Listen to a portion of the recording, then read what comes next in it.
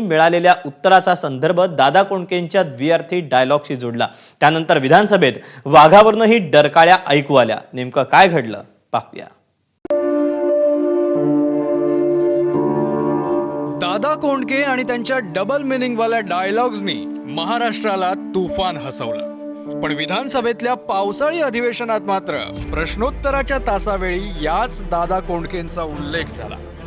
पण त्यावरून सभागृहात हशा पिकला नाही, पण खमंग चर्चा मात्र झाली। नाले रुंदीकरणाच्या मुद्द्यावरून भाजपा आमदार आणि माजी मंत्री सुधीर मुनगंटीवारांनी सरकारलाच धारेवर धरलं। जो इंजिनियर बहुर्य आहे त्यांनी चूक केली, त्याला तुम्ही निलंबित करणार आहात का? नंबर 2, याची मौका चौकशी करून त्याची सत्यस्थिती काय, त्या नाल्याची रुंदी किती आहे, त्या नाल्याच्या संदर्भामध्ये वस्तुस्थिती काय याची मोजणी भूमी अभिलेख कडून करणार आहात का? आणि नंबर 3, त्या नाल्याचा नैसर्गिक जो प्रवाह आहे तो थांबणार नाही किंवा रुकावट होणार नाही, यासाठी तो नाला योग्य पद्धतीने बांधणार आहात का? आणि हे बांधण्यासाठी महानगरपालिकेची एनओसी घेणार आहात का? पण मुनगंटीवारांच्या या प्रश्नावर जलसंधारण मंत्री संजय राठोडांनी मात्र त्यांना समर्पक उत्तर दिलं नाही। तो नाला जितका रुंद होता तेवढाच राहील याची काळजी खबरदारी शासन घेणार आहे का? एवढंच आहे। अध्यक्ष महोदय, सजेशन फॉर ऍक्शन। अध्यक्ष महोदय, सजेशन फॉर ऍक्शन। अध्यक्ष महोदय, सजेशन फॉर ऍक्शन। नाही, तुम्ही आता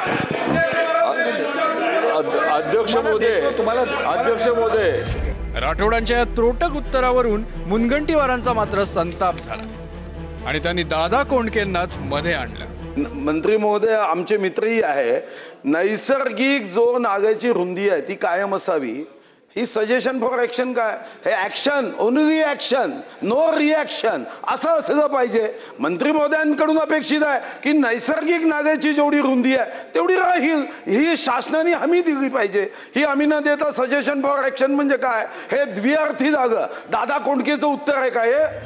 मुनगंटीवारांचं राठोडांच्या उत्तरानं समाधान झालं नाही, त्यामुळे आपली तीव्र नाराजी विधानसभा अध्यक्षांकडे त्यांनी व्यक्त केली आणि अध्यक्ष राहुल नार्वेकरांनी राठोडांना सूचना केल्या। मंत्री महोदय, जे आता सुधीरभाऊने आपल्याला माहिती दिली आहे त्यावरती आपण व्यवस्थित विचार करून उपाययोजना करावी।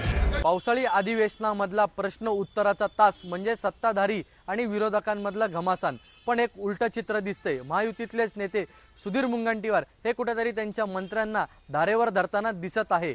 पण आता हा प्रश्न उपस्थित होतो की सुधीर मुनगंटीवार यांचं मंत्रिपद नाकारल्यामुळे ते नाराज आहेत का आणि त्यातूनच ते अशा प्रकारच्या गोष्टी करत आहेत का?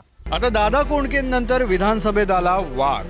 वाघाच्या हल्ल्यात मृत्यू झालेल्यांच्या कुटुंबियांना शासनाकडून दिली जाणारी मदत वाढवावी याविषयी विधानसभा अध्यक्षांनी स्पष्टीकरण दिलं, पण वाघाच्या मुद्द्यावरूनही पुन्हा वाद रंगला। वाघाच्या हल्ल्यात जर एखादा माणूस मृत्युमुखी पडत असेल तर कुठे ना कुठे ह्याच्यात ह्युमन एरर किंवा ह्युमन इंटरफिअरन्समुळे होणारा हा भाग आहे। त्यामुळे दोघांमधला फरक हा समजून घ्यायलाच लागेल आणि कॉम्पेन्सेशन हे शेवटी त्याच्या आधारावरतीच दिलं जाईल। त्यामुळे मला वाटतं शासन या संदर्भात विचार करेल, पण विचार करत असताना हा डिफरन्स आपल्याला लक्षात ठेवणं आवश्यक आहे। पुढे जाऊया। प्रश्न क्रमांक 2, वाघावर सध्या कोणाचा कंट्रोल आहे हे अस्पष्ट आहे।